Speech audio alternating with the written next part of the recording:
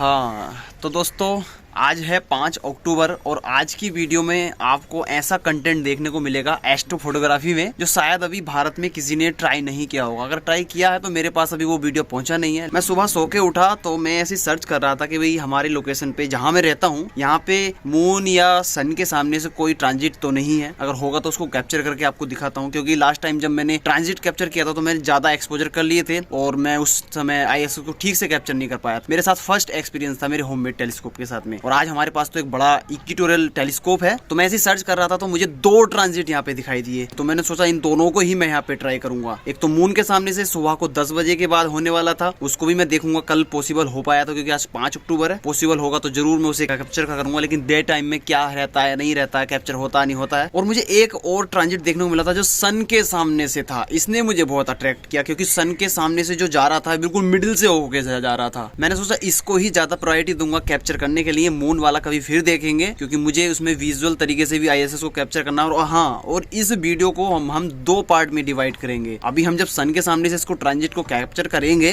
तो सिर्फ उसमें हमें ब्लैक शैडो फॉर्म हमें होती हुई दिखाई देगी, एक ब्लैक शैडो के रूप में। हमें ISS की फुल डिस्क तो दिखाई दे सकती है, अब देगी नहीं देगी क्योंकि आज तक मैंने किया नहीं है, तो देखेंगे क्योंकि काफी दूर से होकर गुजरेगा, लगभग 808 किलोमीटर के दूर से होकर गुजरेगा। अगर ये हमारी हाइट पे होगा, क्योंकि टाइमिंग जो उसमें लिखी हुई है वो 8:29 के बाद की है, तो 8:29 पे जब वो सनराइज होगा तो वो लगभग बहुत ज्यादा दूर होगा। जैसे सन है, सन से बहुत दूर होगा तो वो डिस्टेंस बढ़ जाएगी। अगर हमारी हाइट पे होता है यहाँ पे लगभग 400-450 पे हम कैप्चर करते हैं तो उसकी जो डिस्क है ISS की वो काफी बड़ी दिखाई दे सकती है हमें। ये मैं प्रेडिक्शन कर रहा हूँ अपनी तरफ से, क्योंकि जितनी ज्यादा दूर होता है कोई ऑब्जेक्ट वो उतना ही छोटा होता चला जाता है और मैग्नीट्यूड भी उसका उस टाइम पे कम होता है। लेकिन हमें आज मैग्नीट्यूड की कोई यहाँ पे लेना देना नहीं है, क्योंकि ये सन के सामने से जाएगा तो हमें एक्सपोजर सन के हिसाब से घटाने होंगे कि हाँ उस पर कुछ ब्लैक स्पॉट हमें दिखाई दे जाए, कोई भी चीज वहां से गुजरे तो ये सेटिंग्स हमें करनी होंगी। तो ISS को हम 2 तरीके से कैप्चर करेंगे। आज की वीडियो में हम इसे फर्स्ट पार्ट कह सकते हैं, हम सन के सामने से कैप्चर कर रहे हैं, क्योंकि इसकी फुल डिस्क को मैं डिटेल में नहीं क्या कैप्चर कर पाऊंगा। इसको मैं किसी और वीडियो में कवर करूंगा और उसमें हम डिटेल में जानेंगे ISS के बारे में और किन सेटिंग्स पे हमें क्या कैप्चर करना है। आज की वीडियो में जनरली थोड़ा सा ही नॉलेज आपको मिलेगी, क्योंकि इसमें ज्यादा कुछ बताने के लिए है नहीं। बस आप देखिए किस तरीके से मुझे करना है और आप भी किस तरीके से कर सकते हैं वो भी आगे आपको पता लगेगा। तो तैयार हैं आप इन दोनों प्रोजेक्ट के लिए? पहला तो आज आप यहाँ पे देख ही रहे हैं, दूसरा जब भी आएगा वो आप देखना। और बहुत से लोग यहाँ पे ये कंफ्यूज हो रहे होंगे कि भाई ये हमने मिस कर दिया, हमें भी देखना चाहिए था, लेकिन ऐसा नहीं है। अगर मैं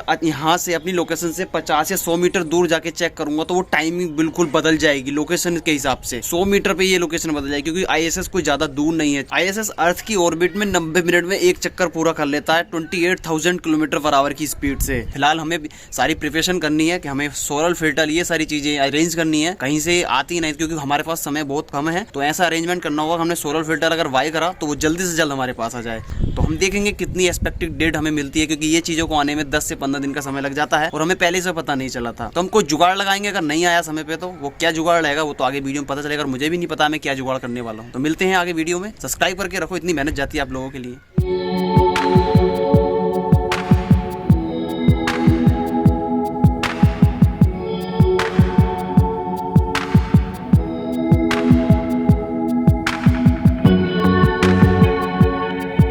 अब यहाँ पे पेपर पेन की मदद से 2 बातों को जान लेते हैं। सबसे पहला ट्रांजिट, और दूसरा ये मेरी लोकेशन से ही क्यों दिख रहा है, आपकी लोकेशन से क्यों नहीं दिख रहा है। तो यहाँ पे मैं मान लेता हूँ एग्जाम्पल के तौर पे ये है हमारी अर्थ और ये हमारा हो गया सन, ठीक है। अब इन दोनों के बीच में कोई ऑब्जेक्ट अगर आ जाए तो वो हमें पृथ्वी से सन के सामने दिखाई देगा, तो हमें ये ट्रांजिट करता हुआ दिखाई देगा। मान लीजिए ये ऑब्जेक्ट यहाँ होता तो हमें ये ट्रांजिट करता हुआ नहीं दिखता। अब इसको हम रिप्लेस कर दें मून के साथ में तो ये भी एक तरह का ट्रांजिट है, जिसे हम सोलर एक्लिप्स के नाम से भी जानते हैं। तो हम इसे ट्रांजिट भी कहेंगे, क्योंकि मून अपनी ऑर्बिट में हमारे ये पृथ्वी के चारों ओर घूम रहा है, तो ये जब यहाँ से घूमता हुआ यहाँ आ जाता है सन के सामने, तो हमें पृथ्वी से ये ट्रांजिट करता हुआ यानी एक्लिप्स करता हुआ दिखाई देता है। अब यहाँ पे समझ गए होंगे ट्रांजिट और एक्लिप्स किस तरह से होता है। अब जान लेते हैं कि भाई ये मेरी ही लोकेशन से क्यों दिख रहा है, भाई ये आपकी लोकेशन से क्यों नहीं दिख रहा है। तो अब यहाँ पे हम फिर से एक डायग्राम बनाते हैं। ये हो गया हमारा अर्थ और ये हो गया हमारा सन, और मान लीजिए कोई सैटेलाइट है वो हमसे 450 किलोमीटर दूर है, तो वो सैटेलाइट हम मेजर करेंगे यहाँ पे। ये दूरी जो है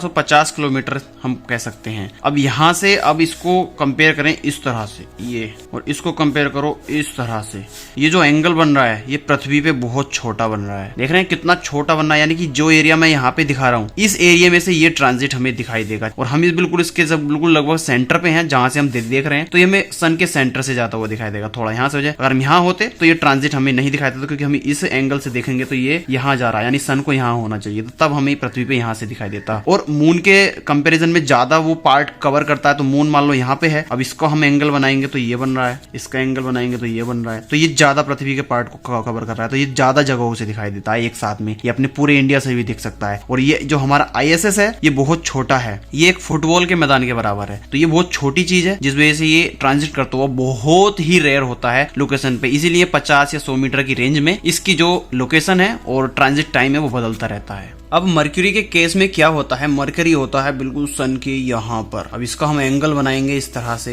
ये अगर पृथ्वी यहाँ भी होगी तब भी इसका ट्रांजिट यहाँ से होता हुआ दिख जाएगा। हमारी पृथ्वी यहाँ तो वो तो सन के सामने से दिखना ही दिखना है, यानी पूरे वर्ल्ड से दिखाई दे सकता है मरक्यूरी का ट्रांजिट, क्योंकि वो हमारी धरती से बहुत ज्यादा दूर है और ये लगभग 4000 किलोमीटर से भी ऊपर इसका डायमीटर है, तब भी ये यहाँ पे दिख जा रहा है कहीं से। यहाँ भी हो अर्थ तो तब भी यहाँ से ट्रांजिट दिख जाएगा, यहाँ और तो जब भी यहाँ से ट्रांजिट दिख जाएगा। तो मरकरी बहुत दूर है, जितना ऑब्जेक्ट हमारी धरती के पास आता जाएगा उसका ट्रांजिट टाइम पे इफेक्ट पड़ना ही पड़ना रहेगा।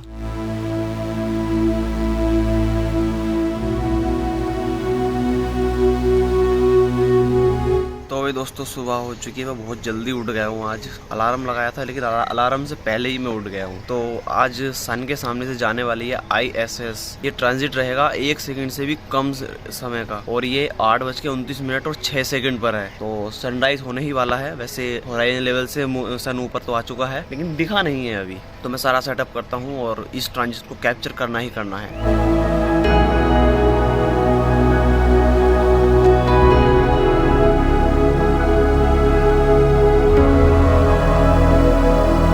और अगर आपको भी इसे देखना है तो आपको गूगल पे जाके लिखना होगा ISS ट्रांजिट फाइंडर। तो पहली वेबसाइट आएगी, इस पे ही आपको क्लिक करना है और कुछ खुल के इस तरह का इंटरफेस आएगा। और यहाँ पे आपको ध्यान रखना है, यहाँ पे ऑटो डिटेक्ट यहाँ पे करना है, जो आपकी लोकेशन है वो ऑटोमेटिक उठाएगा। जो यहाँ पे एक्यूरेसी 99% एक्यूरेसी के साथ टाइमिंग यहाँ पे बताएगा। यहाँ पे मैंने कैलकुलेट अभी बाद में करूँगा, क्योंकि 20 किलोमीटर में ट्रेवल कर सकता हूँ, यानी कि 20 किलोमीटर के दायरे में कहाँ पे ट्रांजिट दिखाई देगा वो कैलकुलेट करके यहाँ पे बताएगा। तो यहाँ पे इसने मेरी लोकेशन को ऑटोमेटिक उठा लिया है और यहाँ पे मैं 20 किलोमीटर डाल के यहाँ पे डिटेक्ट यहाँ पे करता हूँ, कैलकुलेट करता हूँ, तो क्या ट्रांजिट यहाँ पे दिखाएगा वो यहाँ पे देखना बनता है।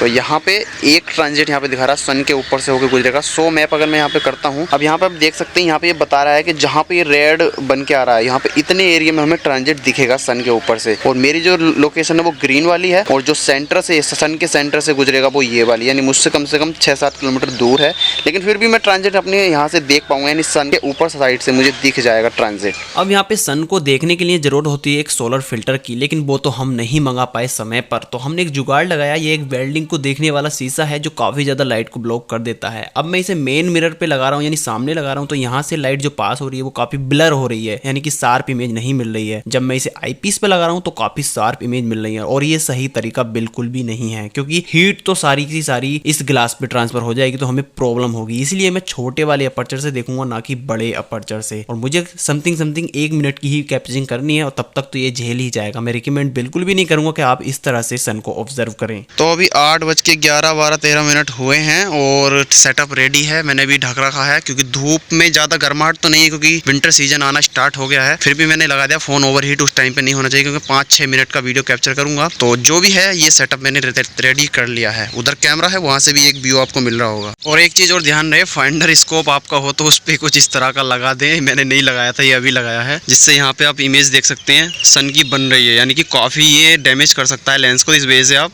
इसे जरूर लगा के रखें। तो दोस्तों वैसे तो ज्यादा गर्मी नहीं है, लेकिन विंटर सीजन है तो कम गर्मी होगी। अगर ये हार्ड वाली गर्मी होती तो अब तक भाई साहब जो समय हो रहा है ना इस टाइम, ये इतना गर्म हो जाता था बहुत ज्यादा। लेकिन आज फिर भी सुकून है। कैमरा मैंने फिर भी ठंड में रखा हुआ है इस D2H की, और उधर हमारा टेलीस्कोप लगा हुआ है। तो मैं भी यहाँ बैठ जाता हूँ। अभी है समय 5-10 मिनट का। अभी आप देख सकते हैं ISS होराइजन लेवल के नीचे है और सन अभी ऊपर है। अभी आने में से समय ही लगेगा। और स्टेलेरियम के मुताबिक साउथ की साइड से ये राइस होता हुआ आएगा और इस तरह से सन के सामने से होता हुआ निकल जाएगा। इस तरह से ये इस तरह से यहाँ पे डूब जाएगा। और यहाँ पे एक और बात मैं आपको बता दूं, जैसे मान लीजिए 400 किलोमीटर की डिस्टेंस पे ISS होता है हमारे सर के ऊपर, लेकिन यहाँ पे 808 किलोमीटर दूर से हमें दिखेगा, यानी कि उसका साइज थोड़ा छोटा हमें समझ सकता है, डबल दूरी है, यानी क्योंकि ये इस सामने है तो डबल दूरी हो रही है। अगर ये यहाँ पे होता ऊपर तो यहाँ पे 400 साढ़े 400 किलोमीटर पे हम इसे देख पाते सन के सामने से। तो चलिए जो भी है, जितना भी आकार चमकेगा दिख तो जाए कम से कम। और पिछली बार जब हमने स्टेलेरियम के डाटा से इसे कैप्चर किया था मून के सामने से, तो एक्यूरेसी काफी हद तक वही थी, यानी कि 1 सेकंड का भी डिफरेंस यहाँ पे नहीं था। तो उसी के मुताबिक आज मैं चलूंगा, तो देखते हैं स्टेलेरियम। आज एक स्टेलेरियम का टेस्ट भी ये हो जाएगा कितना एक्यूरेट होता है, सेम लोकेशन पे और सेम समय पे सही बताता है या गलत बताता है, ये भी एक टेस्ट हो जाएगा। तो समय हुआ है 8:25:36 और स्पेस स्टेशन राइज हो चुका है, यानी कि साउथ साइड से इधर से आना स्टार्ट हो गया है। तो हमें टाइमिंग अच्छे से सेट करनी होगी, यानी कि कैप्चरिंग हमें ठीक से करनी होगी, तभी हम अच्छे से इसे कैप्चर कर पाएंगे। हमें कैप्चरिंग स्टार्ट करनी होगी 2 मिनट बाद से, क्योंकि ये उसके बाद सन के सामने से ट्रांजिट करके गुजर जाएगा। अब यहाँ पे एक बात समझ नहीं आती कि जब भी हम एस्ट्रो फोटोग्राफर अपना टेलीस्कोप निकालते हैं तो इन बादलों को कौन बता देता है कि हमने टेलीस्कोप निकाल लिया है। और यहीं पे देखो बादल आने ही शुरू हो गए, सन के सामने कितने घने घने बादल आने स्टार्ट हो गए। अब यहाँ पे उस टाइम पे अगर बादल आए तो समझ लो ट्रांजिट दिखेगा नहीं, तो ये बड़ी प्रॉब्लम है यार यहाँ पे। अब हमारा पूरा सेटअप रेडी है और अब हम बहुत ज्यादा एक्साइटेड है। हमारा जो इंतजार है वो खत्म होने वाला है ट्रांजिट को लाइव देखने के लिए, और ये एक्सपीरियंस मेरे लिए बहुत तगड़ा होने वाला है। और यहाँ पे मैंने रिकॉर्डिंग स्टार्ट कर दी है और मैं देख रहा हूँ कब पास होगा, कब पास होगा, कब पास होगा। 10 9 8 7 6 5 4 3 2 1 एंड गो। दोस्तों भाई साहब ISS मैंने कैप्चर कर लिया है। ओ भाई साहब ISS। 10 9 8 7 6 5 4 3 2 1 and go.